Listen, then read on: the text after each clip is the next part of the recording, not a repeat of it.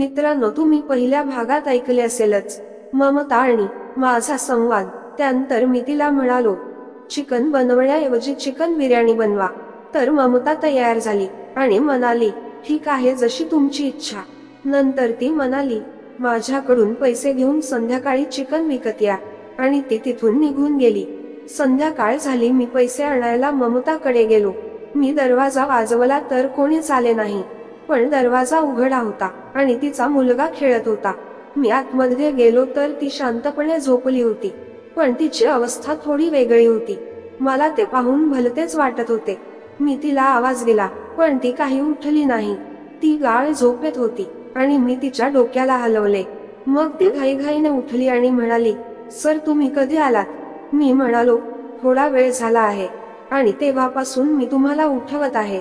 मग तिने आपलं आवरलं, पण तिला समजले होते की याला काही दिसले आहे म्हणून. मग मी तिच्या पलंगावर तिच्या शेजारी बसलो आणि म्हणालो, किती झोपता तुम्ही? तुम्हाला कोणी आग तरी भान राहत नाही. तर ती हसली आणि म्हणाली, कोणी काय म्हणता, तुम्ही आपलेच आहे. यावर मी तिच्याकडे पाहू लागलो आणि ते पण माझ्याकडे. काय सुरू आहे तिच्या मनात काही समजत नव्हते. एवढे बोलून मी तिच्या खोलीतून बाहेर पडलो. काही वेळाने मी चिकन आणले.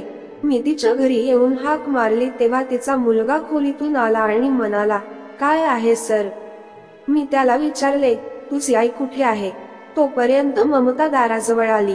तिने आपल्या मुलांना आत पाठवले. मग ती माझ्या जवळ येऊन उभी राहिली. आता मला कसलीही भीती वाटत नव्हती. मी तिला म्हणालो, तुम्ही त्या दिवशी मला भित्रा का म्हणाले? तर ती म्हणाली, हो, तुम्ही भित्रे आहेत. खूप भीता तुम्ही आपल्या बायकोला. अशी ती बोलल्यावर मला राग आला. तर मी म्हणालो, कधी आजमावून बघा, मग दाखवेल भित्रा आहे की नाही. तर ती जवळ आली आणि म्हणाली, हो, दाखवा, मी पण तयार आहे पाहायला की तुम्ही भित्रे नाही म्हणून. पण तिचे हे बोलणे आता मला वेगळे वाटू लागले होते. मी पण जवळ आणि म्हणालो, हो, दाखवतोच तुला लवकरच. आमचा स्पर्श एकामेकांना होत होता. नंतर मी आपल्या घरी आलो आणि आंघोळ केली.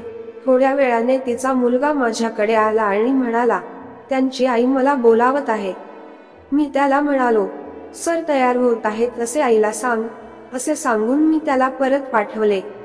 नंतर मी तिच्या किचन मध्ये गेलो आणि म्हणालो, जेवण तयार आहे का? मला खूप भूक लागली आहे. यावर ती हसत म्हणाली, थांबा थोडे, तुम्ही मुलांसोबत बसा आणि थोडा धीर धरा. संयमाची फळे गोड असतात सर. मुलांना आधी खायला देऊ द्या, तो लवकर झोपतो, मग आपण दोघे जेवू, बरं का? तिच्या बोलण्याची पद्धत थोडी वेगळी वाटत होती. नंतर मी होकारार्थी मान हलवली आणि स्वयंपाकघरातून बाहेर आलो आणि तिच्या मुलांसोबत बसलो. मुलासोबत बसून टीव्ही पाहू लागलो. काही वेळाने ती आली आणि तिने मुलाला जेवायला बोलावलं. तोपर्यंत तिने डायनिंग टेबलवर जेवण तयार केले होते. मुलगाही लगेच जेवायला गेला आणि ती त्याला या खाऊ घालू लागली.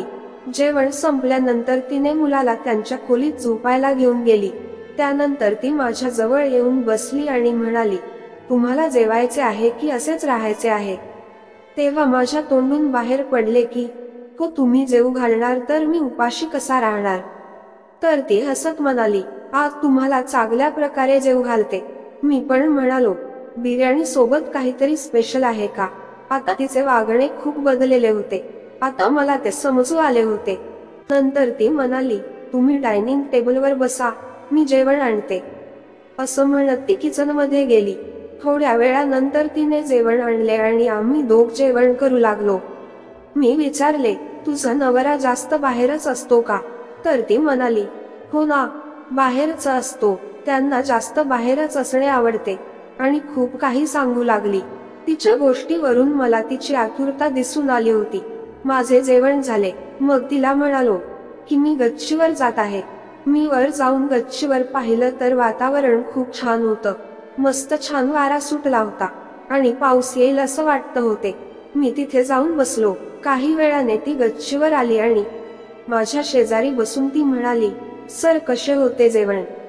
तुम्हाला जेवण आवडले की अजून जेवण करायची इच्छा आहे? तिचे बोलण्यावरून आता मला वेगळे वाटू लागेल, कारण तिचे बोलणे योग्य वाटत नव्हते आणि तिच्या बोलण्यात कमालीची आतुरता दिसून येत होती. आता मी पण कुठपर्यंत सहन करणार होतो.